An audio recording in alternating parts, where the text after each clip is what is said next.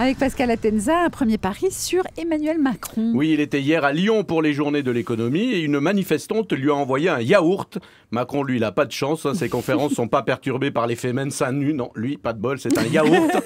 Un yaourt 0%, évidemment, pour lui rappeler le taux de croissance. Et comme l'épouse de Macron a 20 ans de plus que lui, elle aurait pu faire un effort et lui envoyer un yaourt Maminova. Mais ça ne se fait pas, même moi, je retire. Non, je ne cautionne pas. Non, mais je faut retirer. Je retire. Il faut l'effacer du podcast. On l'enlève du montage. Ouais. Ouais.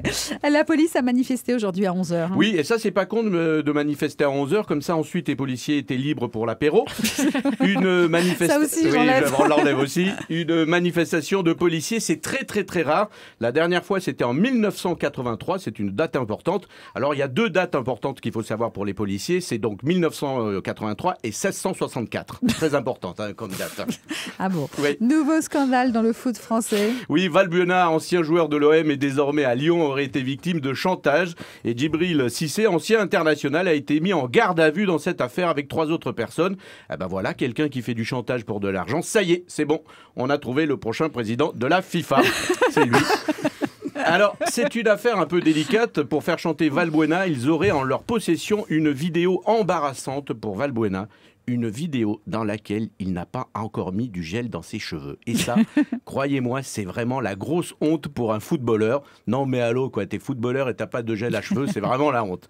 Alors, aux dernières infos, il s'agirait d'une sextape de Valbuena avec sa petite amie. Et bien sûr que c'est embarrassant pour un footballeur. Il y a des mains. Et comme souvent dans le football, on voit bien qu'il y a quelqu'un qui simule. C'est pour ça d'ailleurs qu'ils veulent pas la vidéo dans le foot. Pour être complet et précis, Djibril Cissé est sorti de garde à vue libre. Mais bien sûr, son image va être quelque peu écornée. Il doit faire sur TF1 Danse avec les stars. Mais bon, comme il est soupçonné d'avoir fait chanter quelqu'un, vaut mieux qu'il fasse The Voice. Il sera quand même plus utile. Cela dit, une sextape avec sa petite amie, même pas avec Zaya, aucun intérêt. Valbuena est donc le seul footballeur français qui ne s'est pas tapé Zaya. C'est peut-être pour ça qu'elle est embarrassante, cette vidéo. Un footballeur qui couche avec sa femme, c'est vraiment gênant. Dans les vestiaires, quand il arrive, les autres se parlent entre eux. Regarde, c'est le mec qui n'a pas couché avec Zaya. Voilà, si maintenant les footballeurs sont fidèles, c'est que tout fout le camp. Allez, parions sur une autre info, du coup. Oui, le magazine Playboy ne publiera plus de photos de femmes nues. Bon, donc, ok, ça se confirme, tout fout le camp, donc. Si Playboy ne met plus de femmes nues, la presse va encore perdre des lecteurs. Et oui, parce que quand tu as acheté Playboy, t'avais honte, donc pour le cacher, tu as acheté Libé, l'Express, le Figaro et Playboy sous la pile. Et oui, pour avoir un Playboy, tu as acheté au moins 3 journaux de plus pour montrer que t'es pas qu'un obsédé. Du coup, quand ma mère rentrait... Oui, pas que, voilà, exactement. Du coup, quand ma mère rentrait dans ma chambre, elle croyait que je m'excitais sur les éditos de Laurent Geoffrin. Je crois que ça l'inquiétait plus que si elle m'avait vu avec Playboy entre les mains.